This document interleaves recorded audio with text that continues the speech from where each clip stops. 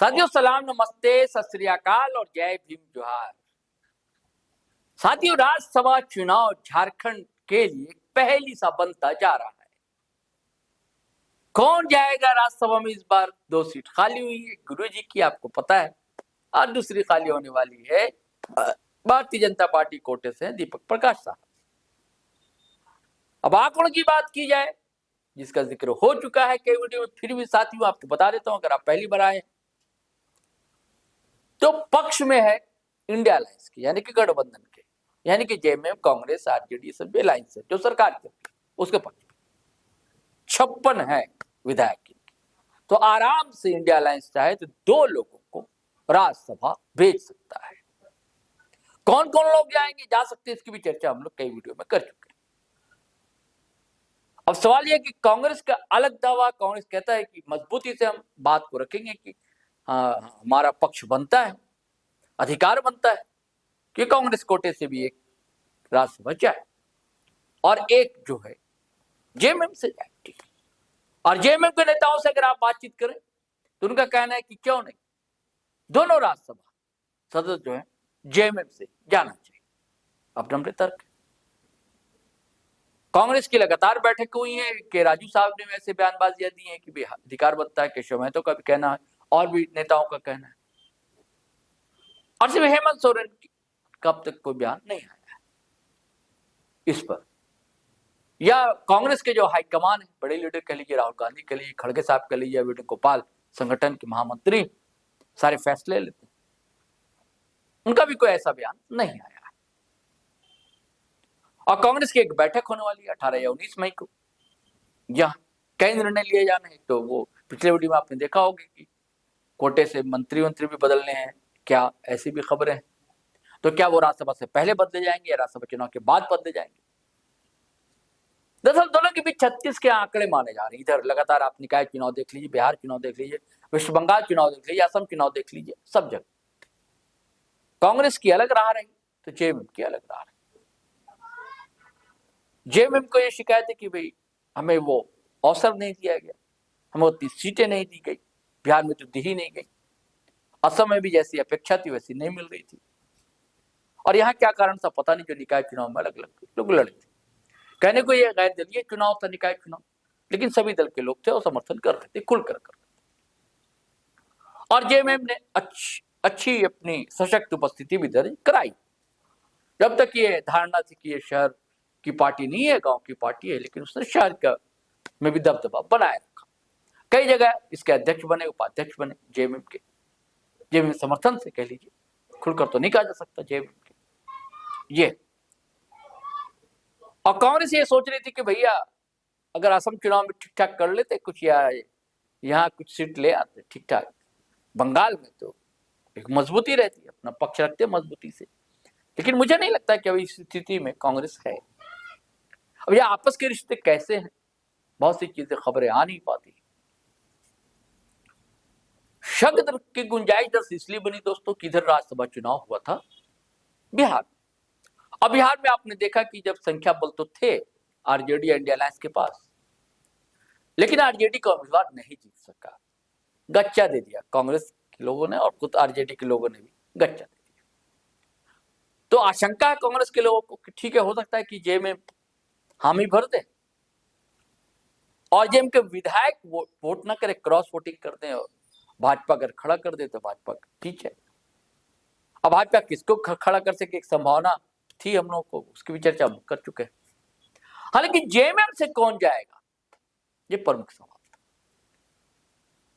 क्योंकि गुरुजी, हालांकि गुरुजी की जगह तो कोई ले नहीं सकता, शिबू सोरेन गुरुजी, वो तो भाई वो तो आदर्श अलग ही व्यक्तित्व है गुरुजी का। लेकिन कोई ऐसा जाए जो बोलने वाला हो, पढ़ा लिखा हो, समझदार हो, अपीलिंग चेहरा हो, उसका एक व्यक्तित्व हो।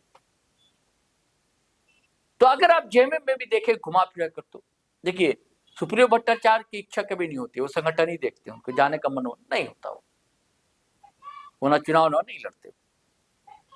तो एक नाम आया क्राउड पुलर लीडर, यानी कि कल्पना सोरेन, कि हो सकता है कि कल्पना सोरेन को जेएमएम भेजे। क्योंकि पढ़ी लिखी कई भाषाएं जानती हैं, एक नहीं कई भाषाएं। स्थानीय भाषा तो जानती हैं, संथाली तो जानती हैं, नागपुरी जानती हैं, हिंदी जानती हैं, विदेशी भाषा भी जानती है, अंग्रेजी के अलावा उड़िया भी जानती है, मूलतः उड़ीसा की है। अब बहुत अच्छे से वक्ता बहुत अच्छी, श्रोता को अपनी ओर आकर्षित करती है, मोहित करती है, लोग सुनते हैं और सुनना चाहते हैं। एक अलग ढंग से बातचीत को रखती है कल्पना सोरेन। कई लोगों को ऐसा लग रहा था, तो हमें भी लगा था दोस्तों, और हमने भी चर्चा की थी एक वीडियो में। लेकिन क्या जेएमएम इसके लिए तैयार है? दरअसल सुदीव्य कुमार सोनू जेएमएम के लीडर है, बड़े मंत्री भी हेमंत सरकार गवर्नमेंट में, और सोरेन परिवार के बहुत ही करीबी बताया जाता है। आपको बता दूं, जो गांडे से चुनाव लड़ा और जब हेमंत सोरेन जेल में थे, तो जितने दौरे होते थे सुदीव कुमार सोनू साये की तरह साथ साथ रहते थे, हौसला बढ़ाते थे। दरअसल एक चैनल से बातचीत करते हुए सुदीव कुमार सोनू ने से जब पत्रकार ने सवाल पूछा तो उन्होंने कहा कि लोगों को लग रहा है कि भाई अच्छी पर्सनैलिटी है तो वो जाए, लेकिन ऐसी कोई बात नहीं, पार्टी स्तर पर ऐसी कोई चर्चा नहीं। यानी कि सीधे सीधे उन्होंने इस बात को, इस अनुमान पर विराम, ये जो चर्चा चल रही थी फुल स्टॉप लग गया कि कल्पना सोरेन राज्यसभा नहीं जाएगी। जबकि ढेर लोग को, पत्रकारों को, राजनीतिक पंडितों को कह लीजिए, जो राजनीति समझते हैं, बारीकियों को समझते हैं, स्थितियों को समझते हैं, तो उन्हें लग रहा था, और इसलिए और भी लग रहा था कि देखिए महुआ मांझी भी है राज्यसभा में, विदुषी है, साहित्यकार है, और दोनों की ट्यूनिंग भी अच्छी जमती है, कल्पना सोरेन की और महुआ। हो सकता है कोई धमाल, कोई कमाल दो लोग मिलकर करें और एक नेशनल लेवल पर चेहरा हो, ताकि टीवी डिबेट वगैरह में भी जाए और बोले, मुखरता से बोलती कल्पना सोरेन भी, तो इसलिए संभावनाएं ऐसी लग रही थी। लेकिन अब जो है इस पर विराम लग गया, तो क्या कल्पना सोरेन नहीं जाएंगे या बिटवीन द लाइन समझा जाए?